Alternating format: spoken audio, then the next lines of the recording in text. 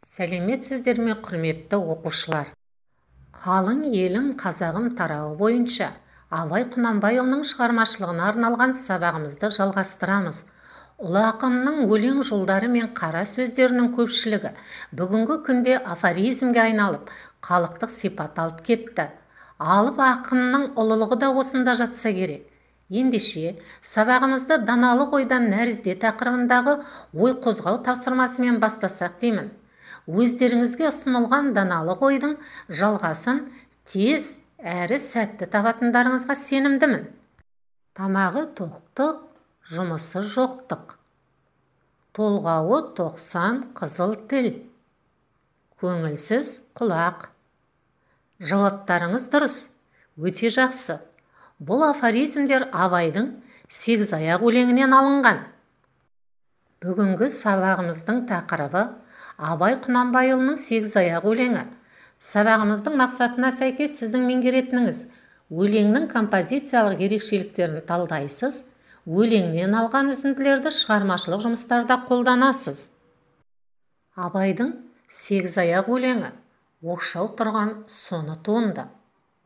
Ұлы ақынның жазушылық еңбегінің орта тұсында туған үлкен бір белгісіндей әрі мол, әрі бар жағынан көркем, келісті шыққан зор шығарма деп баға берген екен Мұхтар Әуезов.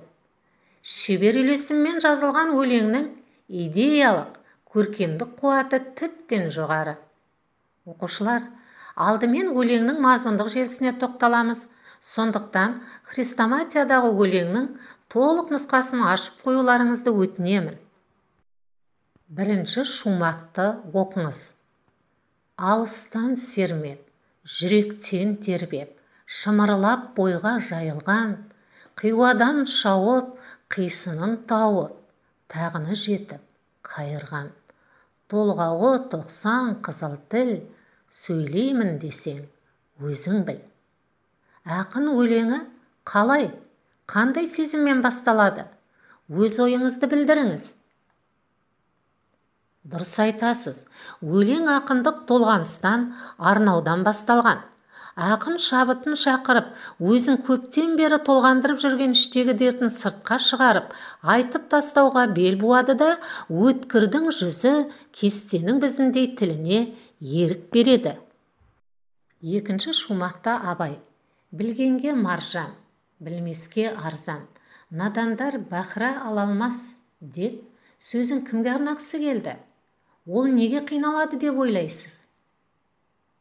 Жауаптарыңызбен келісемін. Айтушы ақын бабында. Айтатын сөзі білгенге маржан.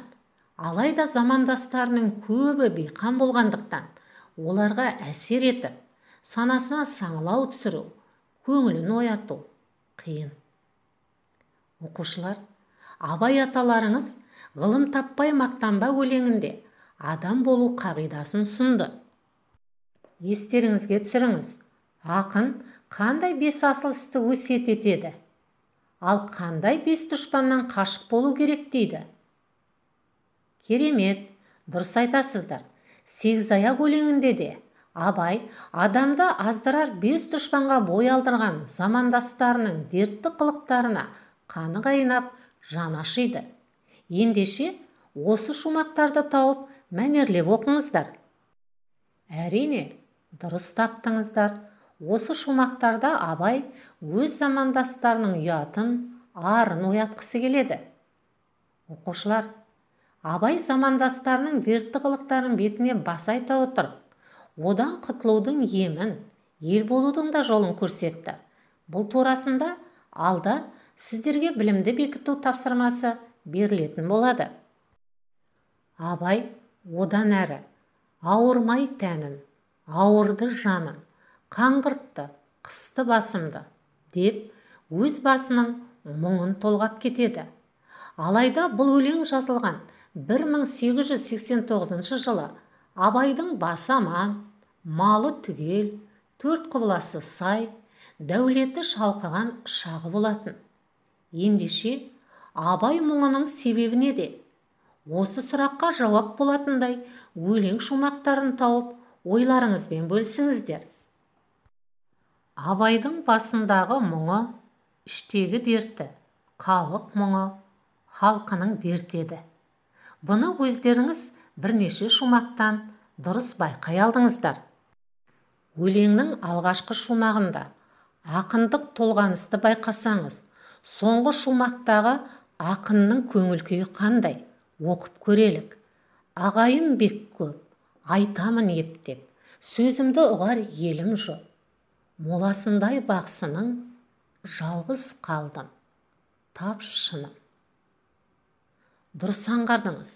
Сөзін ұқпаған, айтқанына көнбеген надан халқына Абай қапа болып, өзінің еңбегі еш болғандай жалғыздық күй кешетінін аңғарамыз.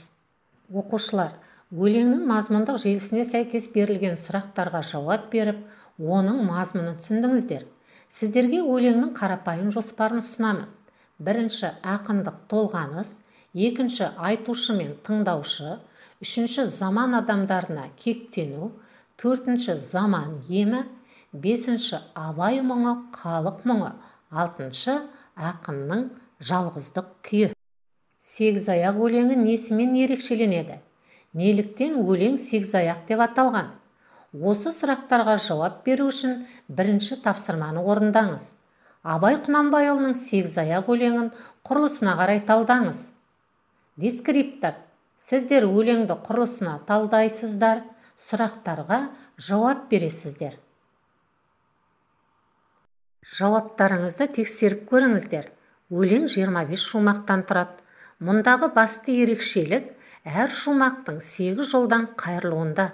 Сондықтан өлең 8 аяқ деп аталады. Соңғы 2 тармақта ақын айтайын деген ойын қорытындылап отырады. Дұрыс байқадыңыз. Бұл шығарманың ырғақты құрылысы да өзгеше. Шумақ 5 буынды тармақтар мен 8 буынды тармақтардың жүйелі түрде үйлесу арқылы түзілген. Мұнда 4 түрлі дыбыс үндестігіне негізделген үйлесім бар. Бұл Абайдың қазақ поэзиясына 8 тармақты етіп, тыңнан қосқан шумақ өрнегі. Тапсырманы сәтті орындадыңыз деген сенімдемін. Өте жақсы. Абай замандастарының дертті қылықтарын бетіне басып айта отырып, одан құтылудың емін көрсетті. Екінші тапсырманы орындаңыз. Кестедегі тұжырымға өлеңнен мысал келтіре отырып, өз пікіріңізді білдіріңіз. Дескриптор. Тұжырымды түсінесіз, өлеңнен мысал келтіріп, өз пікіріңізді білдіресіз. Орындаған тапсырмаңызды ықтимал жауаппен салыстырып көріңіз. Оқушылар, әрбір пікір құнды. Сіздердің бұл тапсырманы сәтті орындап шыққандығыңызға сенімдімін. Керемет. Сонымен, 8 аяқ өлеңінің негізгі идеясы қандай? Ойыңызды өлең тармақтарымен түйіндеңіз. Дұрыс. Өлеңнің негізгі идеясын біріңді қазақ, бірің дос, көрмесең істің бәрі бос тармақтарынан айқын көре аламыз. Енді оқу тапсырмасына назар аударыңыз. Хрестоматиядан Абай Құнанбайұлының 8 аяқ өлеңінің толық нұсқасын оқыңыз. 8 аяқ өлеңінен өзіңе ұнаған үзіндіні қолдана отырып, идеясын 4 сөйлем тәсілімен түйіндеп жазыңыз. Дескриптор үзіндіні таңдайсыз, үзіндінің идеясын 4 сөйлеммен түйіндеп жазасыз. Оқушылар, сіздер 8 аяқ өлеңінің композициялық ерекшелігін анықтап, шығарма үзінділері бойынша тапсырмалар орындадыңыз. Енді бүгінгі сабақты желкенді бояу арқылы қорытындылай аласыздар. Абай атамыз, біріңді қазақ, бірің дос, көрмесең істің бәрі бос деп, халқын бірлікке, ынтымаққа шақырады. Бұл бүкіл қазақ халқының ел ұраны болар құдіретті сөз. Еліміз тыныш, жұртымыз аман болсын, бірлігі жарасқан бақытты ел болайық. Назарларыңызға рахмет.